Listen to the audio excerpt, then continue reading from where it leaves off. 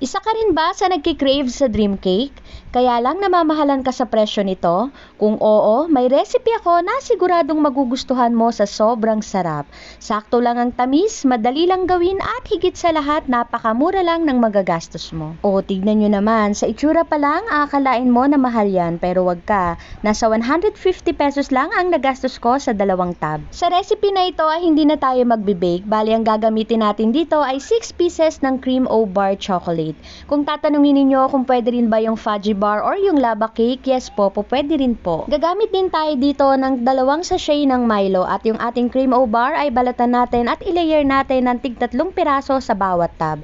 Okay lang po yan kung may mga durug-durog kasi dudurugin pa rin naman talaga natin ito para ma-flat dito sa ating tab. Iayos lang natin ng mabuti at dapat maging ganito yung itsura niyan. After nito, iset aside muna. Next, gagawin natin yung para sa second layer ng ating dream cake. Sa isang kawali, maglagay lang tayo ng 1 can ng evaporated milk na 360 ml, 1/3 cup ng cornstarch at 1/4 cup ng asukal.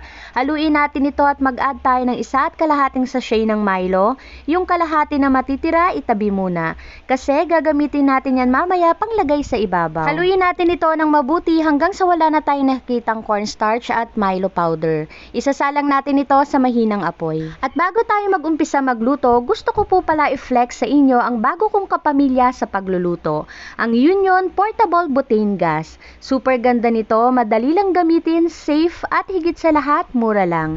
Baka bet nyo rin pala ito, ilalagay ko na lang yung link sa comment section kung saan ko ito nabili. Isalang na natin ito sa mahinang apoy at dapat tuloy-tuloy lang sa paghalo. Lutuin natin ito hanggang sa makuha natin yung ganitong consistency. At once na ganito na po ang ating niluluto, patayin na po natin yung kalan. Isalin natin dito sa tub na may cake bar, ayusin lang natin hanggang sa ma-flat yung ibabaw. Palamigin lang muna natin ito, pwede na ilagay muna sa ref or kahit hindi naman kasi magsiset naman yan ng kusa once na lumamig na. Next na natin gagawin yung third layer ng ating dream cake.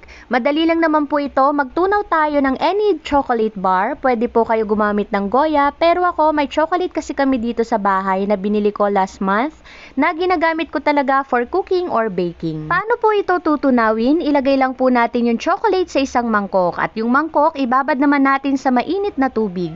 Takpan at halu-haluin hanggang sa matunaw po ito. At ito na po yung ating third layer para sa ating dream cake. Isalin lang natin ito sa mga tab at once na naisali na, galawin lang natin yung tab hanggang sa kumalat yung chocolate sa ibabaw. At once na nalagay na natin lahat ng chocolate, takpan natin ito at ilagay sa ref para lumamig. Mas masarap kasi itong kainin once na malamig na.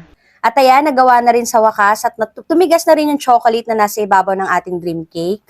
At napakamura lang ng nagastos natin dito. At 2 tab na yung nagawa ko. Sakto lang yung tamis niya, hindi rin siya nakakaumay kainin. Ayan, nakikita nyo ba? Grabe, sobrang sarap.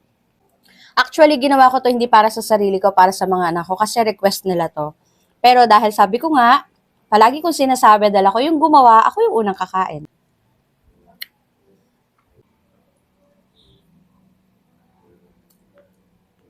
Yung kinakain ko pala kanina ay walang Milo powder sa ibabaw kasi nakalimutan ko itong lagyan sa sobrang excited naming kainin. At sa pangalawang pagkakataon, naglagay na ako ng Milo powder sa ibabaw at kumain uli kami.